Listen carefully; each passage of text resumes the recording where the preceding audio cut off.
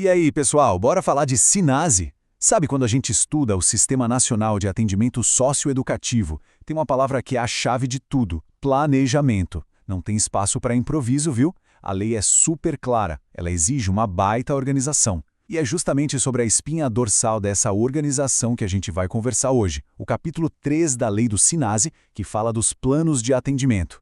Vamos entender direitinho como essa engrenagem funciona. Então fica aquela pergunta, né? Como é que a gente garante que um adolescente lá em Pernambuco vai ter um atendimento com a mesmíssima qualidade e seguindo as mesmas regras de um adolescente lá no Rio Grande do Sul? Pô, o Brasil é gigante. Bom, a resposta que a lei do SINASE dá para isso é um sistema de planos. É tipo uma estrutura em cascata, bem hierárquica, que amarra tudo e garante que todo mundo fale a mesma língua. Certo. E por onde essa história toda começa? Bom, começa lá no topo com o Plano Nacional. É aqui que entra o artigo 7º da Lei do SINASE, que vai ser nosso ponto de partida. É ele que manda criar esse grande plano mestre, sabe? É ele que vai ditar as regras do jogo para todo o resto do país. E olha, um plano socioeducativo não é uma cartinha de intenções, não é um documento qualquer. Pelo contrário, é um documento super robusto, muito bem pensado.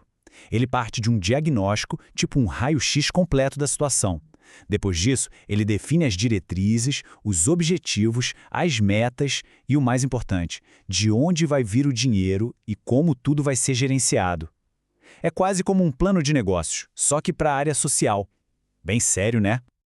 Agora, presta atenção nesse número, porque ele despenca em prova. 10 anos. A lei é taxativa, os planos são decenais, ou seja, valem por uma década inteira. A ideia aqui é ter uma visão de longo prazo, sabe? Isso é fundamental para a política não ficar mudando toda hora, a cada troca de governo. Garante continuidade, estabilidade.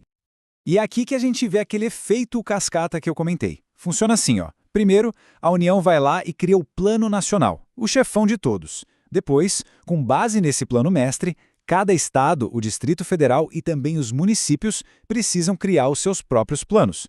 E detalhe, todos eles também têm que ser decenais. É uma engrenagem perfeita para garantir que todo mundo esteja alinhado. E atenção, mais um número que é o queridinho das bancas de concurso. O parágrafo 2º do artigo 7º não deixa dúvida.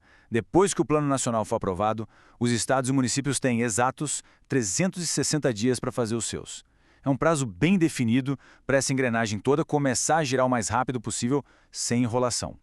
Beleza, então. A gente já entendeu a estrutura, já entendeu os prazos, mas e o que tem que ter dentro desses planos? Qual é o recheio do bolo? É aí que entra o artigo 8º. Ele tira o foco da estrutura e joga a luz no conteúdo. E já vou adiantar, esse conteúdo tem que ser todo integrado. Bora ver como é que isso funciona? Olha só para essa lista, pessoal. Educação, saúde, assistência social, cultura, trabalho, esporte. A lei obriga que os planos tenham ações que conectem todas essas áreas. O que isso quer dizer na prática? Que um plano que não pensa em saúde, educação e trabalho juntos, por exemplo, não está só incompleto, ele está ilegal.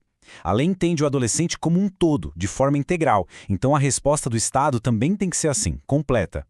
E claro, né, nada disso saiu do nada, não foi inventado do zero. Toda essa articulação obrigatória precisa conversar perfeitamente com a nossa Lei Maior de Proteção, que é o Estatuto da Criança e do Adolescente, o ECA. Dá para dizer que o SINASE é um filho do ECA, sabe? Ele carrega o mesmo DNA de proteção integral. Ok.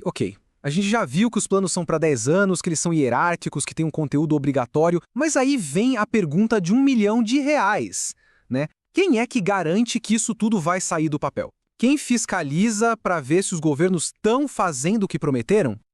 A resposta está lá, pretinho no branco, no parágrafo único do artigo 8º. A lei joga essa responsabilidade direto no colo do Poder Legislativo. Isso mesmo, deputados federais, estaduais, distritais e os vereadores, todos eles, através das suas comissões, têm o dever de fiscalizar se os planos estão sendo executados. É o principal mecanismo de controle que a gente tem. Então, para a gente fechar e não esquecer mais, vamos recapitular os pontos principais. Anota aí os 4 pilares dos planos do SINASE. Primeiro, são planos decenais para 10 anos. Segundo, prazo de 360 dias para os estados e municípios criarem os seus. Terceiro, as ações têm que ser articuladas e obrigatórias. E quarto, a fiscalização é com o Poder Legislativo. Guardou aí? E olha, para ajudar a fixar tudo isso, que eu sei que é bastante detalhe, eu preparei um presente especial, um jogo de flashcards do SINASE. É perfeito para revisar a matéria. O link para baixar de graça está aqui na descrição, é só pegar. E por fim, se essa nossa análise foi útil, se clareou as ideias, a melhor maneira de apoiar esse trabalho é se inscrevendo, deixando aquele like e, claro, compartilhando com quem também está nessa batalha dos estudos. Muito obrigado pela companhia e a gente se vê na próxima!